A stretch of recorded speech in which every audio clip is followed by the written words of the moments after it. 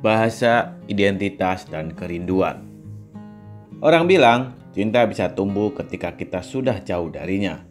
Barangkali itu juga yang menjadi pertanda bahwa sejatinya cinta saya kepada bahasa daerah tumbuh manakala saya berada jauh dari kampung halaman. Jika mengenang peristiwa di bulan Oktober, kemungkinan teman-teman banyak yang merujuk pada salah satu peristiwa penting, yakni Hari Sumpah Pemuda 28 Oktober 1928.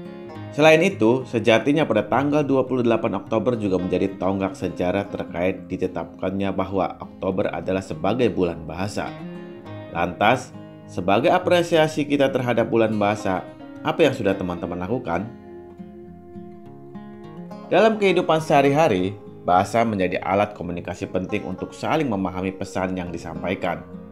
Ada banyak ragam bahasa daerah di negara kita Indonesia. Konon jumlahnya berkisar 652 bahasa. Luar biasa, negara kita memang negara kaya akan ragam budaya, salah satunya adalah bahasa. Saya membayangkan apabila negara kita Indonesia tidak memiliki bahasa persatuan bahasa Indonesia, maka dapat dibayangkan betapa sulitnya kita harus mempelajari banyak bahasa seandainya kita akan mengunjungi ke pelosok daerah-daerah tertentu. Beruntung, adanya bahasa persatuan bahasa Indonesia yang memudahkan kita dalam berkomunikasi antar masyarakat Indonesia dari Sabang sampai Merauke. Bahasa Indonesia sebagai bahasa persatuan adalah gambaran bahwa hakikatnya Indonesia itu suatu negara yang memiliki karakteristik budaya tersendiri. Dengan adanya bahasa persatuan, bukan berarti menomorduakan bahasa daerah, bukan. Identitas. Bahasa daerah adalah wajah sebagai cerminan keragaman suku yang ada di Indonesia. Bahasa daerah adalah aset sebagai identitas budaya setiap daerah, sehingga ada sejarahnya dari masing-masing daerah, dan itu menjadi kekayaan bahasa persatuan bahasa Indonesia. Tidak sedikit istilah-istilah dalam bahasa Indonesia yang diambil dari bahasa daerah yang sudah diserapkan.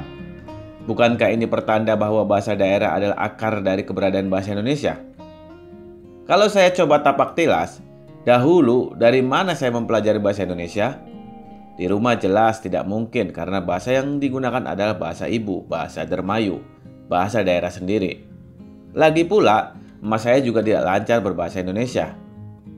Hal yang paling saya ingat adalah ketika saya mulai bisa berbahasa Indonesia karena saya belajar di sekolah sejak dari sekolah dasar hingga perguruan tinggi. Bahasa Indonesia menjadi bahasa formal untuk memudahkan dalam kehidupan, utamanya berbangsa dan negara. Saat SD hingga SMA, seringkali apabila berbicara bahasa Indonesia masih bercampur dengan bahasa daerah, maka itu sering menjadi bahan tertawaan, kadang sampai diolok-olok. Semua itu tak masalah, belajar bahasa Indonesia agar lancar itu dikarenakan sering praktik. Kesalahan-kesalahan itu menjadi bahan pembelajaran hingga akhirnya saya bisa mahir berbahasa Indonesia dengan sendirinya. Kerinduan. Sementara itu, kendati bahasa Indonesia menjadi bahasa formal, bukan berarti saya melupakan bahasa daerah. Justru itu, terkadang kebanggaan itu muncul ketika kita sedang berada di perantauan. Betapa bahasa daerah menjadi lambang identitas kebanggaan yang seringkali menjadi bahan obrolan. Sesekali saya juga sering menyebutkan istilah-istilah bahasa daerah kepada rekan kerja di kantor yang berasal dari berbagai daerah. Begitu juga sebaliknya. Tidak hanya itu, saya juga sesekali menuliskan istilah-istilah, ungkapan-ungkapan bahasa daerah yang saya alami sendiri. Bahasa daerah juga seringkali menjadi puncak kerinduan ketika seseorang berada di dunia perantauan. Oleh karenanya, tak jarang kalau kita mengamati misalnya pekerja-pekerja yang berasal dari desa sedang mencari nafkah di kota besar, maka lagu-lagu daerah seringkali menjadi obat rasa rindu.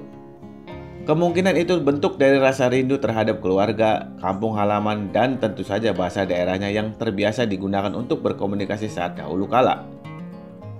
Pengalaman saya saat menjadi mahasiswa di Jogja dan hingga sekarang merantau kerja di Jakarta, rinduan bahasa daerah itu kadang dilampiaskan dengan mendengarkan lagu-lagu Tarling.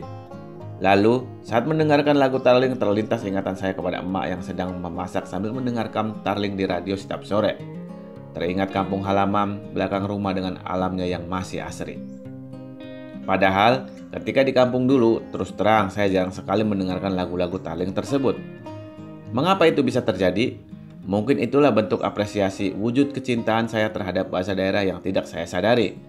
Orang bilang, cinta bisa tumbuh ketika kita sudah jauh darinya. Barangkali itu juga yang menjadi pertanda bahwa sejatinya cinta saya kepada bahasa daerah tumbuh manakala saya berada jauh dari kampung halaman. Satu hal yang perlu digarisbawahi, kalau sudah cinta dengan bahasa daerah, tentunya juga cinta kepada bahasa Indonesia. Karena bahasa daerah itu adalah akarnya. Bagaimana dengan teman-teman? Selamat Bulan Bahasa.